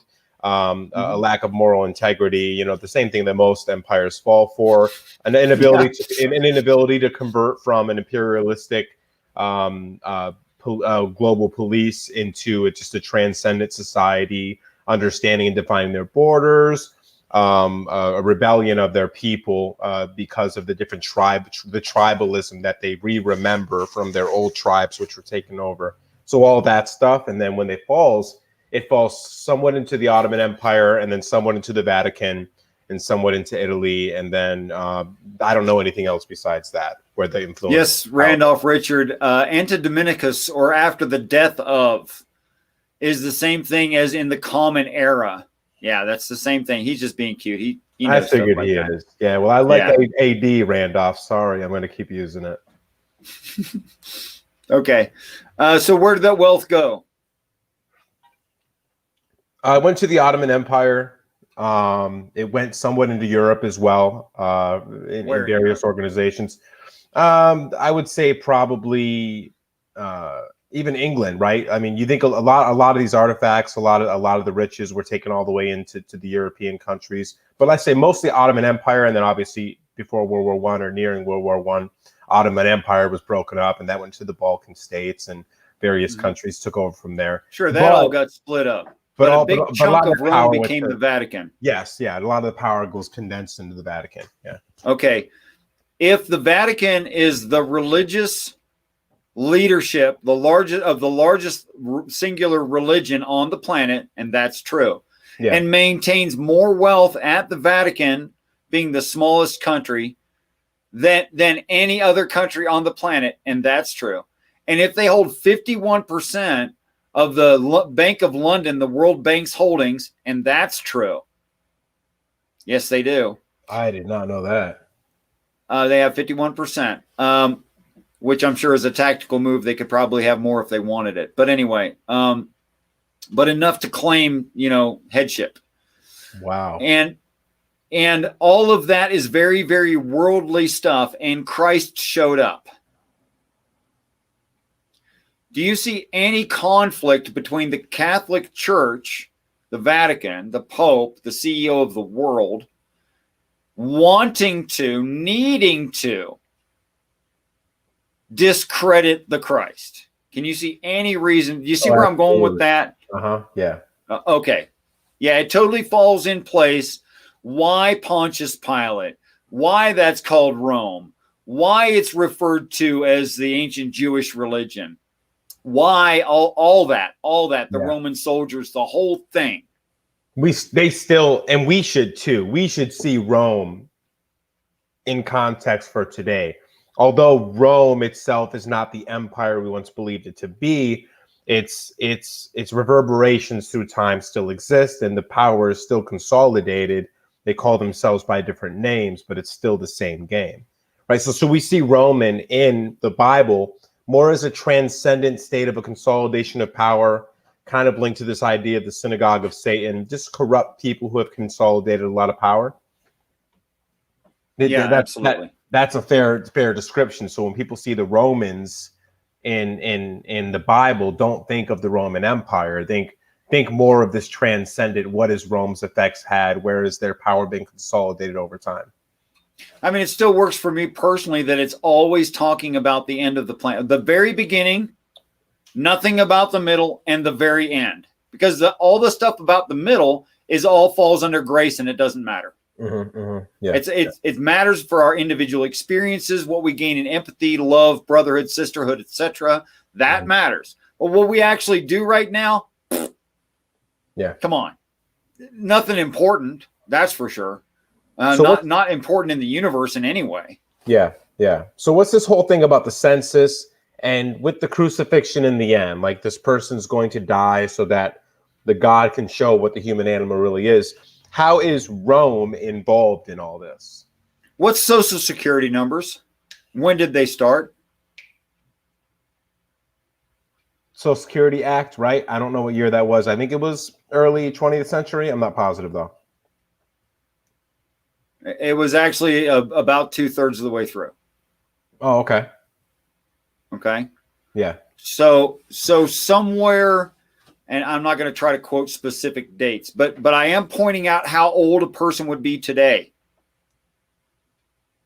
If there was this change of a census and you had to go register according to your family and your birthplace, that's a Social Security number. That's what that does. Yeah. Okay. Are they trying to find him? What's that? Are they trying to find him through this method? That's another interesting topic, isn't it? Yeah. I'll let you go through it. I'm sorry, I'm cutting into you. It's exciting stuff. I get it is. I mean, this actually explains a lot about the text. If what I'm saying is true of the text, this explains a lot. Okay, but the Bible also says you're only allowed to preach between ages 30 and 60, which is exactly to date. You date back. This is when those things started, and the last of the states had to comply, and it was enforced. Really? Yeah. It's exactly that same time frame. That's really interesting. Isn't it? Yeah. So one, you think we may be close? Very close. We'll find out. Yeah. But so what I'm saying is, if that is the census, which it seems to make sense, right? We may be. I'm not saying like, oh, don't look, get ready, guys, we're close. This is almost over. But it is interesting to see these things. And Terrence McKenna made a really great point, and it didn't make sense until everything you started explaining to me. He said Rome did a census. Do you have any idea logistically how ridiculous that sounds? It'd be impossible. A census? He's like, that's nonsense, right? And I was like, damn, he's right. Like a census, right? But today, with our technology, no big deal. Quite simple, right? So to the next question, are they trying to find the Christ? Well, actually, I think 23andMe and everything like it, which was actually started by the Mormon Church. Get the hell out. Really? Go find out, buddy. That whole thing was started by the Mormon Church, and the Mormons, you cannot get a free Bible in a Mormon church. The elders who go on their 2-year missions pay for it out of their own pocket, sometimes with a loan. They sometimes go in debt to do that. To get a Bible. They don't get what's that? To get a Bible? Yeah, you don't get free nothing from the Mormon Church. Okay? But you can get a free blood test and get your family traced. They're trying to find whose lineage. They are trying to find the son of David, yeah. Whoa. They're trying to find a male with no dad. With no physical male dad? With only DNA from his mother. That's what they're trying to find, because that's what they believe they're looking for. But they're wrong, as you suggest, right? Well, I don't think that's not a necessity of the reading of the text at all. Yeah, okay. And the lineage actually comes through Joseph. In fact, it would be weird if he wasn't related to Joseph. He couldn't be the Christ. So where do they get their misinterpretation that the dad is not just because of where it says she's divinely impregnated kind of thing? Harpo Blues, you got a free Book of Mormon from You Weren't a Mormon. That's why you got one. They didn't get it from their church for free. They paid for that out of their pocket to get you one, man. The Mormons are also heavily involved in the funding of the Third Temple of Solomon. Yeah. They're trying to create the end of the planet, yeah. Why are they why are they attempting to fast track? And do you think people even like George Bush, when George Bush started a foot war in Babylon, for instance? Oh my gosh, I don't even know.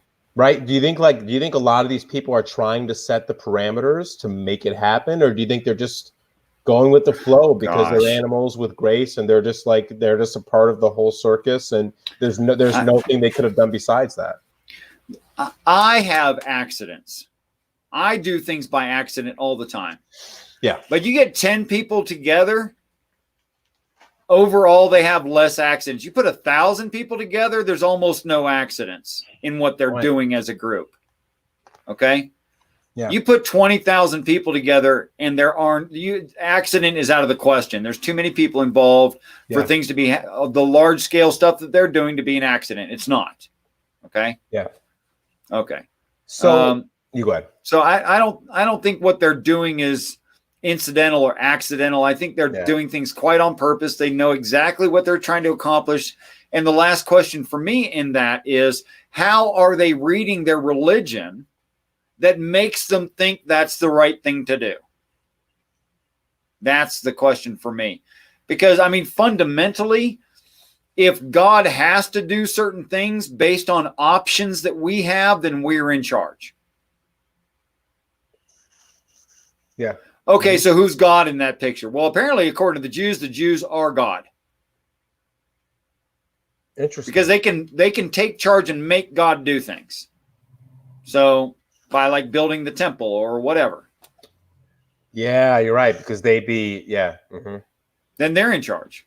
Unless, of course, they think that they are doing God's bidding, right? Like they are charged by God. But I don't think many of these people are that much of zealots to have convinced themselves that they are. I think a lot of people look at it that way, and it's fine to look at it that way. I see what you're saying. Okay. But even if you do look at it that way, when you're the one that is the hand of God, who's causing the actual actions in the prophecy, which they're misreading, they're not causing the prophecy, then they're the ones in charge. And here's the really ironic part to me. Go on YouTube. Go look at the big conversations between atheists and Christians. Go ahead. You are going to find 3 main arguments. You know those 3 arguments? You don't know them yet? Well, I mean, you haven't listened to enough debates. Well, how could God come from nothing? No. No, the 3 things that atheists say can't be true, Christians say has to be true. That Christ can die and come back to life. The resurrection. God being a conscious being that came from nothing. No, that's not one of the biggest arguments. I think that's a special. I haven't had enough good arguments with atheists, I guess. Okay, so you've got the flood, the resurrection, and the coming judgment. Okay. Those are. There is no God to judge me. There's not going to be end times. No one comes back from the dead, and we have geological proof there's never been a flood. Yeah. These are the 3 biggest arguments most commonly proposed, which is written of in the New Testament as the 3 biggest objections that will come up. Get the hell out of here. No, that is literally written in the text. And I want to thank every atheist for helping making the Bible true. Whoa. Thank you guys so much. I got like 10 people to text when we're done talking. That's wild. That's wow. Yeah, look up what non-believers, the 3 things non-believers will deny, and go look at YouTube. It's totally true. Yeah. And then it says it in the Bible that those are the 3 things. Yep. And they probably know because the flood. And that's in one paragraph. It's not even spread out. Wow. That's something else. And so does the flood, do you think, when they talk about the flood, is that a flood of people? Yeah. Yeah. And so they probably knew ahead of time that this would eventually get lost, become what we think is an actual deluge, and we misinterpret it. So they know why that wouldn't be wrong. All right, somebody just called me a liar, and he's a friend of mine, so I'm going to have to prove myself right.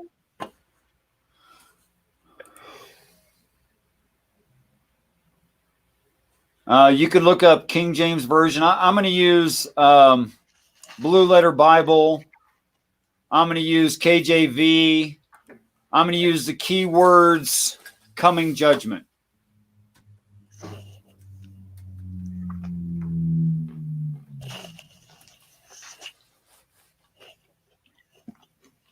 How do you spell judgment?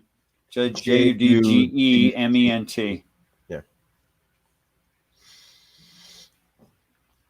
It says I'm using bad words, the words that don't work. That's what it just told me. Hold on. I'll help you search. I'm using words that mean the same thing, but there's no word judgment in the KJV. You're full of crap. I must be spelling it wrong or something.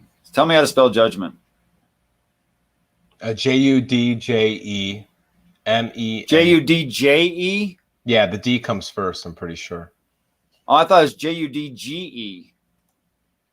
Well, I'm misspelling it. That's why it's not coming up. Yeah, Judge. Yeah. Yeah.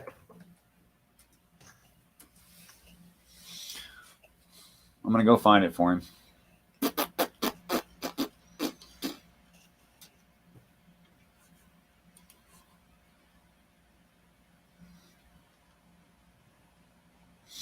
Talk about something, man. Don't leave us dead airspace. Okay, That's bad showmanship. You got it. So I'm going to be at this for a while.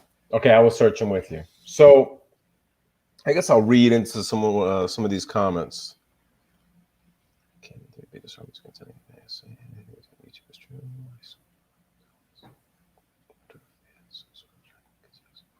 That was going to be the next question I had. Remember, Sammy Jenkins, some What sort was of the question?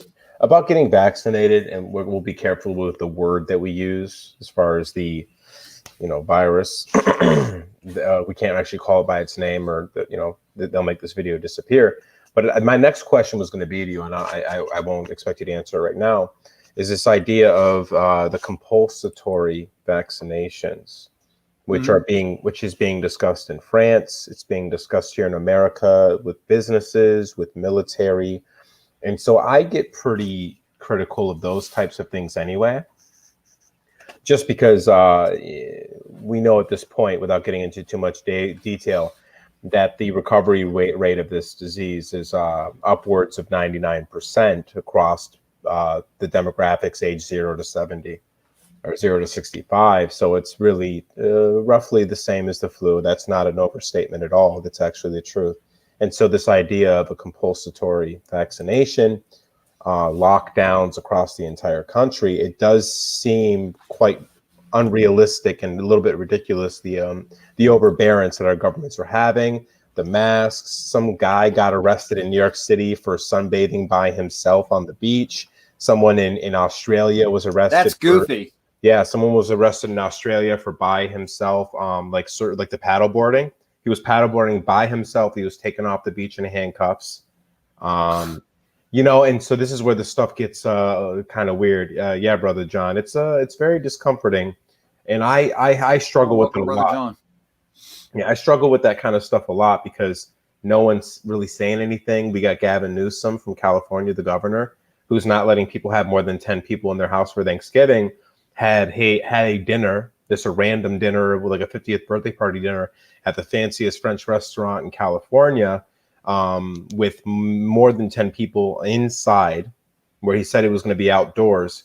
They're all forcing us to do these things, and yet they're not doing it. So obviously they're not taking it seriously. They're not worried. So why is it they're making us? You've got tons of these press people saying wear the mask, and then they take off the mask in the press briefing room when they think the cameras are off. And so you have this thing with this vaccine, like it's absolutely necessary. It does seem kind of Trojan horsey. And I just wonder what that vaccine's really about, because it does not seem to be protecting the interest of public health. Yeah, Brother John, I did see that. I was pretty happy because I live pretty close to Albany. So it's really nice to hear people close to home that are like, yep, that doesn't add up. I canceled my gym membership. I canceled my gym membership about a month and a half ago. I called them. I was like, hey, are you guys still social distancing and wearing masks in the gym? They're like, yeah. I was like, I'd like to cancel my subscription, but I'd also like to let you know that all these mandates they're illegal. They're unconstitutional. And I think you should fight back. And I have to cancel as a result. And they're like, oh, well, we'll get fined by the Department of Health. It says they can't do that. The Department of Health is not allowed to be an executive force of the New York State government. It's absolutely unlawful. You can't, a governor can't get up in the morning and say, this is now a law. It's not how it works. That's how it's ever worked. If you fight it, you may get knocked down in your first district, second district, Supreme Court. You will make it to the 9th district and you will be found to be correct, and you'll stop all this. And I just wish any business, any small business, any individual would take a real stand against this, and multiple people collectively, so that we could stop this, because it doesn't make any sense. And this vaccine seems to be that transcendental object that's going to solve all the problems. And yet the problems aren't real. The problems are manufactured to scare the hell out of us. And the last thing is the vaccine. So we all know that the vaccine is not to protect us from coronavirus, being that the coronavirus is 99% recovery rate. You don't force a vaccine for a virus that only kills 1% of the people that catch it. MERS, for instance, has up to a 50% mortality rate, Middle Eastern. SARS has up to a 13 to 17 in South Korea. Those are numbers possibly we should be concerned with. This isn't. So I do think that the vaccine is made for a different reason, not much to do with public health. And then I concern myself with, Richard, the possibility that this has something to do because of the fact that you got like Ticketmaster already saying you can only go to concerts if you get the vaccine. Now we think of this mark of the beast, right? And where it says you will not be able to shop, you will not be able to conduct commerce in any way, you will not be able to be around people unless you have this mark of the beast. So it's kind of fascinating. So I guess my next question was going to be to you is, do you think this is involved in some way, and why might it be? And could the vaccine actually mess with what they think is the Christ physiologies to prevent them from being what they want to be, or what they can be, or what they'll become? If that makes sense. But while he's still working,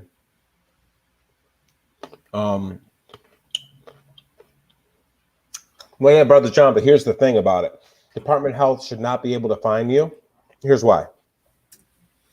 You've got to go through a lot of legislation in order to actually say something's a public health, right? Like, for instance, if you're like allowing rats to be in your restaurant, right? Use rat feces and all that. That's an obvious one, right? Like, that's a public health issue. And the Department of Health, if they have a listing of fines, like we've all agreed upon, like, yeah, we're cool with those representations. Over time, that becomes a thing you can find. Same with cigarette smoking, right? Tons of evidence, years and years, decades of evidence that show that smoking, secondhand smoking, it can be lethal. That's a public health concern. Coronavirus is very new, and we're seeing now it's no more dangerous than the flu. If you weren't finding people before because of the flu, because they weren't, for instance, serving chicken wings with a beer, instead just letting you have a beer, right? Or social distancing. We're dealing with the virus. The more research we have, the more we understand that it's not that big of a deal. There's absolutely no context for them to be able to find you. And this needs to be worked through the people. Like, we have a voice. And if we're saying no, there needs to be some sort of representation. There needs to be written law. There needs to be good evidence and research to back up the claims. The Department of Health being able to go from not finding you one day to the Cuomo saying, we get to do this now, and then they find you. That's no process of law. That's literally a dictatorship. That's not democracy. That's not a republic. We think we have to pay those fines. And that's the issue. But that's always true with government. The only reason that business pays those fines is because they think they have to. And none of the people collectively stand up for each other. Because if one business, the Department of Health came and said, you can't do this, I'm like, why don't you piss off? Because the numbers don't add up. And then they said, well, we're going to arrest you. And then they call every small business person on the street. Like, they call 10 of their friends. Then everyone shows up and they sit there and say, there's only 20 cops in this town. Let's say it's a small town. You're not taking them in. And you're not doing this to us anymore. We're standing up together. What do you think they're going to do in that small town? They're going to call the state troopers in for it, right? And if they do, then all those small businesses call their customers, and the customers come down the street. They're going to back down, right? It's not reasonable. And we all agree it's not reasonable. We don't have the courage to stand up yet. Remember Sammy Jenkins, that has nothing to do with anything. I'm a common sense supporter. I'm not a Trumper. I'm not a non-Trumper. I'm a common sense person. And if Trump does something stupid, I say it. And if Trump does something smart, I say it. Same thing with Obama. Same thing with Bush before them. I'm a common sense guy. I'm not a right. I'm not a left. I'm not a conservative. I'm not a whatever.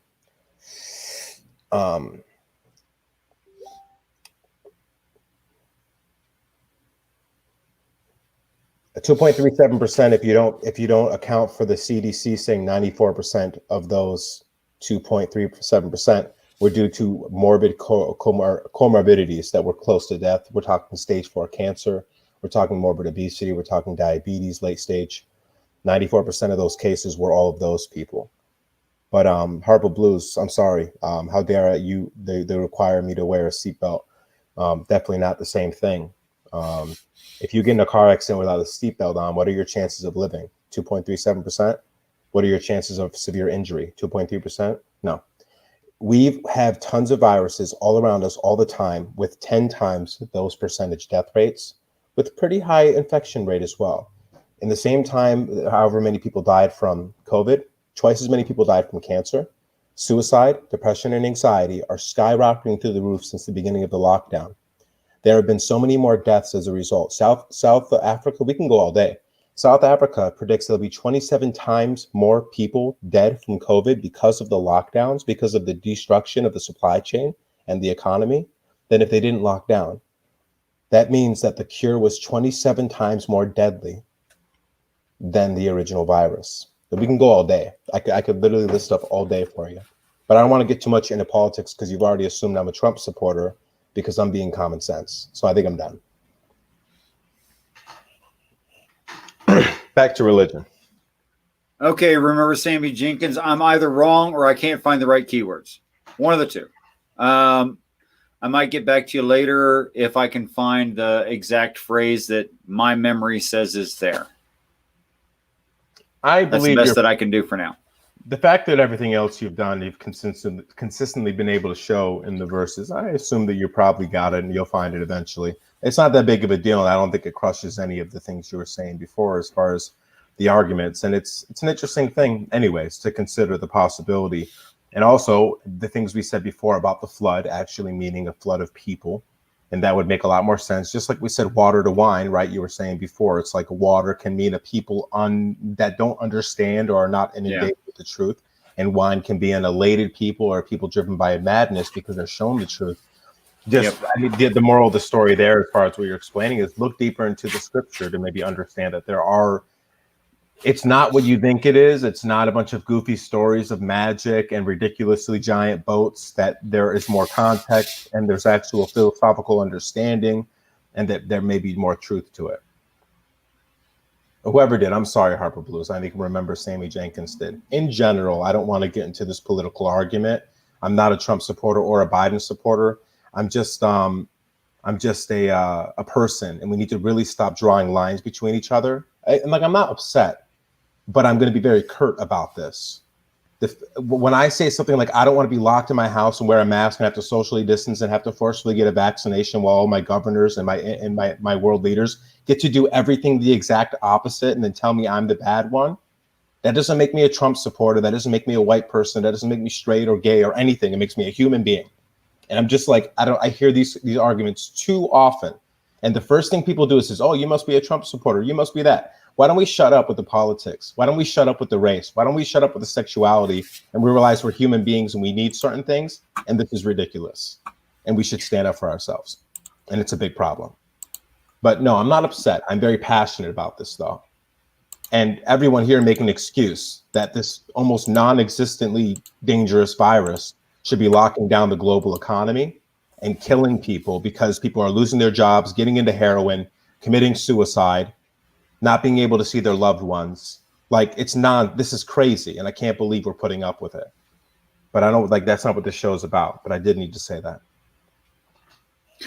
Okay, so if we have any questions, objections, thoughts, aside from our brother, remember Sammy Jenkins, who said, where do you find that in the text? And I'm not finding it. I will promise you all to either exhaustively find it or exhaustively not find it and make up my mind based on whether or not I can find it.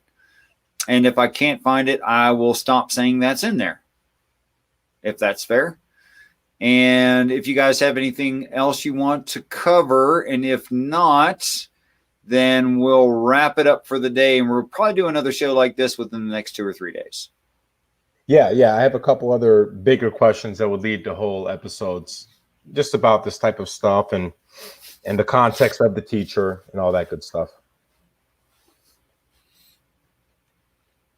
Yeah, I'd love to get to all that and really start digging into this. I think we've gotten along far enough in this conversation that we can start getting into some details. I think we've got the highlights covered.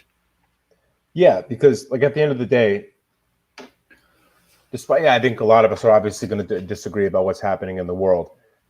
This isn't sustainable. This isn't conducive to happiness. This isn't conducive to progress for our society. And it's these sorts of things that we talk about, the end times and Christ and all that. Whatever you believe, it doesn't matter. Like I saw someone mention up here earlier, they were saying basically like, we need to not worry. The Christ thing is BS. We need to see ourselves as the saviors. I agree with the second part of that. I wouldn't call the Christ thing BS. I would say if you want to be the savior, I'd look into these stories because the Christ itself, the way the Christ talks and the wisdom they have for how to conduct oneself in society is brilliant stuff.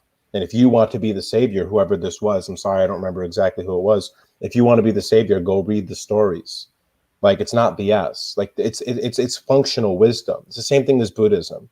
Like, study what Buddha actually said and what they did, and you'll actually have a better way to live. We all talk about this, like being the savior and all that, but how many people are self-sacrificing socially, physically, to make the world a better place? Not many of us are actually pushing ourselves to have the courage to do the right thing every single day and put ourselves second over the rest of the people on the planet. Imagine if everyone put themselves second and put everyone else first. Guess what? 8 billion people would be putting you first every day, right? And then you'd be putting all those other people first. Or who was it that said the metaphor for heaven is everyone has a spoon? Heaven and hell. Everyone's around a pot of soup and everyone has a giant spoon. They can't feed themselves. And in hell, they're trying to feed themselves with a spoon that's too long. They can't get the spoon. It always spills out. But in heaven, it's the same bowl and the same spoons, and everyone's feeding each other. Like, that's the difference, and that's the issue. So if you want to be the savior, read the stories. Christ thing isn't BS. And maybe it's you. Maybe it's you, person that commented and said, be the savior. Then maybe you should start doing your homework, right? Like, not in a mean way, like, do it. Like if you want to be the savior, do it. You're the only person you're going to be able to convince to do it is you anyway. Can't walk around and tell everyone else. I learned that lesson the hard way. I tried to tell everyone they were the Christ growing up. I said, look in the mirror, you know? The only thing I can do, though, is look in the mirror on myself and actually make the changes I want to make to being the more ideal person that can bring this peace. And it's absolute suffering struggle, because most people will tell you you're crazy and hate on you and think that you have ulterior motives, that you really just want something from them. And that's why you're being nice to them. Or they'll beat you down because they hate that you're nice, because then it feels like you deserve the success that you get. And they will hunt you down and beat you down and talk about you behind your back. It is not easy, but it is worth it. But you have to take some effect, and you have to have some courage, and you have to put yourself first or last, knowing that God will take care of you. I mean, that's where I'm at with it personally. I think if everyone made effort to support everyone in their community worldwide, and those communities overlap, then we wouldn't have suffering like we do today. We'd still have, genetic mutations resulting in non-viable, etc. Mm-hmm. We'd still have that, but we wouldn't have people starving to death. Yeah, it's absolutely unnecessary. Yeah, it's a big old world, and there's plenty here. And we're starving to death because of the greed of others, those who are starving to death. I'm not one of them. I'm well fed. I'm well too fed. I'm too well fed. I'm not one of those people starving, but there are people starving to death in the world today. There's very little that I can do about it personally. They're not right beside me. And when someone's beside me and they need food, I feed them. That's all that I can do, is close proximity stuff. Anyway, so we're going to wrap it up for today. Thank you all for showing up. I think for this particular talk that we've been having, Meagon and I, that this is a record. I think I saw at one time 8 people watching. So very nice. That's a record. I don't know what is different or the same, or maybe the word's just getting around, or maybe we're just two weird guys that people find entertaining. I don't even really know. But I'm happy you guys heard the show. Thanks you all for dropping by. Thanks for some of your comments, some of your objections, some of your challenges. I appreciate all of those things, and I believe Meagon does as well. And that's it for this. That's it for this time, because I need a cigarette and I need to go eat some food. So I'm going to go and do those two things. So peace and respect to you, Meagon, and to everyone who came and dropped by. Thank you all very, very much. Yeah, thank you. And everyone. I want you all to know that I really do look forward to the day that we're all great friends, which is something I believe is going to happen, by the way. We'll see you guys next time. Later.